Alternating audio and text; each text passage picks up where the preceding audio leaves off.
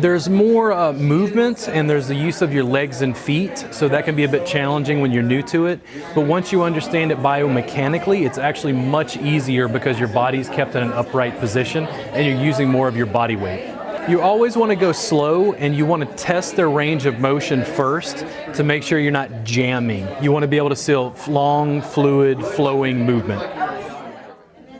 So, real quick, I want you to raise your hand if you found that lifting somebody's leg was problematic. Raise your hand. One, keep it up, keep it up, keep it up. 1, 2, 3, 4, 5, 6, 7, 8, 9, 10, 11. Because I gave you a less effective version because I wanted to warm them up. Now, sometimes that version we just did is going to work great on the client you work with. Sometimes it's not. I'm using him as a demo because he's a larger guy. It's what a lot of you young ladies are going to deal with, right? So the way that I do this here is I could come up like this. This is still a lot of work, but I'm not fighting gravity because I'm pulling him across instead of pulling him up. How's that? It's good. Is that not too much? Not too much. Okay, so I'm going to do the even easier version. How's this? Okay. Big in-breath for me. And exhale. How's the pressure there? Brilliant. Okay. Now, do you see how I brought my body weight in?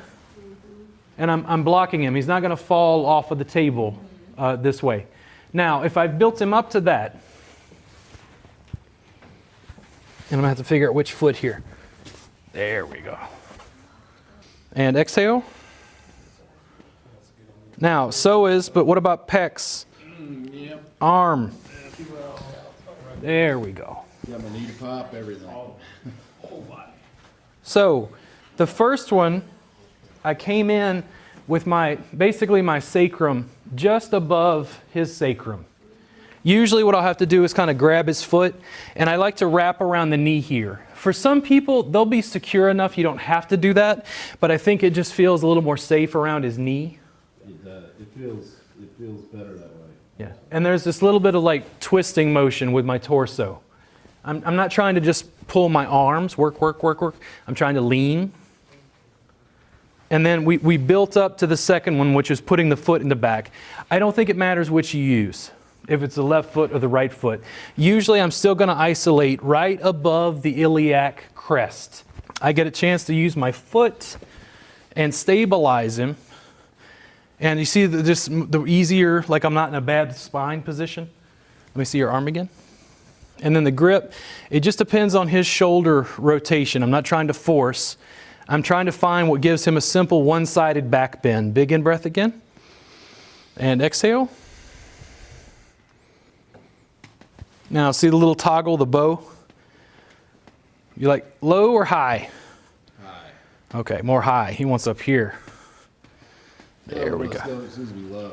Oh, okay. I was backwards. Oh, you're fine. So low. There we go. Not so much on the knee.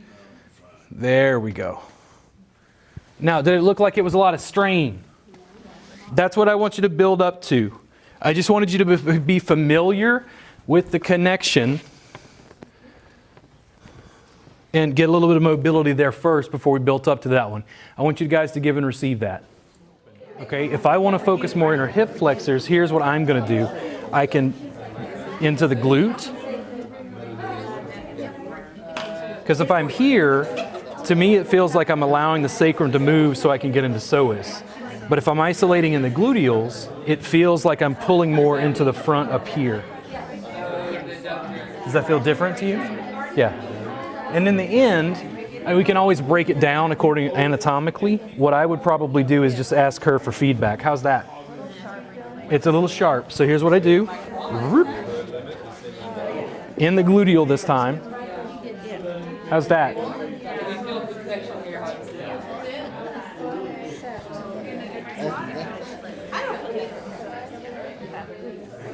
Just an additional option. If you don't like the foot, you don't like the knee, you could still use the elbow. How much do you guys go into through the front and work on this? I do it sideline. Does it feel comfortable to the clients? Actually, I did have a client that's what he specifically specifically wanted, but Yeah. he also showed me, and I guess he's done thousands of massages, China, everywhere, and he did the stretching as I put pressure, the way he knew would help him, and he Yeah. said it was wonderful. What'd you have for lunch? An egg. We're going to find out. Right? When I work on psoas through the front, that's part of the belly reboot. That's what I called it. The session is 90 minutes long. I'm going to uncover her belly, use coconut oil, and I'm going to soften all this. Probably 30 minutes, just like working my way in. And then after all the superficial muscles feel like butter, it starts to feel like I'm working on abdominal organs. Like I can literally get to the point where I'm pressing on her spine from the front. Usually not after a meal, right? The way that I would address psoas, especially for new people, I think sometimes when you just say psoas to clients, they go, I used to not like psoas work because people would just kind of dive in, and I just felt like I was kind of sensitive here. It was too sharp. Do you use your fingers, Danielle? Okay. Do you dampen at all? Yeah. Like, what do you do? Use a pillowcase or something, or? Sometimes I use the sheet or the blanket, or I'll stack my fingers. Okay. Breathing, just going soft. Yeah, and then you have them breathe to like work through it. Okay. So what I'm going to do is I'm going to have you, can you turn face down in the face rest for me? You have more problems on your right side, you said? Okay. I'm going to work on her right side first. The first thing is, earlier, we kind of softened the gluteals and the low back. I'm going to come in here just to jostle a little bit, just to get her to unwind and let go through here. Do you have tight glutes typically? Sometimes. Okay, I'm gonna use a knee here just to see. How's this? Is that too much? Okay. And a little bit just to soften through here because we're pulling across the hip joint.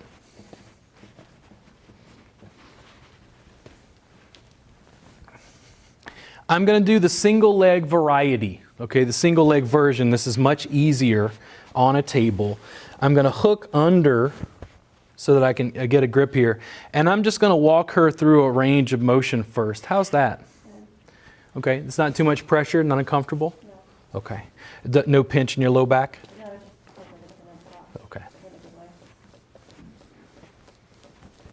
So above the iliac crest, and on the same side, in this case her right side, I'm going to isolate above the iliac crest with the heel of my palm, right there. How's that? Feels good? Okay. Big in breath for me. And exhale. How's that? Okay. You want a little bit more? Sure. Okay. Big in breath for me. And exhale. There we go. We just got right to your edge there at the end? Okay. I kind of tested her first just to see some movement. Then we isolate. If I want to use this version, I can. It depends on the size of the person, okay? Sometimes if I'm working with a really large client, ladies, you ever work on a guy where you feel like you'd have to reach down this way? Yeah, because they're large enough, right? After we do this version, we're going to do this in side lying as well, and I'm going to show you a more biomechanically effective way. This puts a little bit of strain on my back because I have to lean over the table, right? I'm going to do this one again since she has a little more problems on this side. Big in breath for me, and exhale.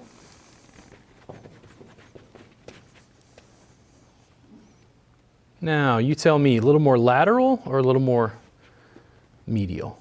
Put it more in the front of the quad or you go lateral. Okay. If I take the quad out as much, is that better? Yeah, right in my back. Okay. Yeah. So I'm going to do this again so you can see under the knee here, little handle. I'm going to jostle just a little bit. Right above the iliac crest. I can do this without just to test the range of motion. It doesn't isolate psoas as much as when you press above the iliac crest. Because when I do this, her lumbar spine comes along with me, right? Twists. When I put a little pressure right above the iliac crest right here, I'm isolating and pulling through the front. I'm in the back, but I'm lengthening the front. Is that too much on your quad? Mm-mm. Okay. Big in breath for me. And exhale. I'm going to bring her up and over. No more than that? Okay. No, I'll give her just a little bit of rock, a little bit of movement. I can't see her face, so I have to communicate with her verbally. How did that one feel? Do you want another pass? Okay. Big in-breath for me. And exhale. There we go. How's that? Not too much? That feels like it's right at her edge. Now, if I decided she had too much quad, you see how I adjusted so she could straight leg? Same basic idea, just took the quadriceps out, hip flexors. How was that?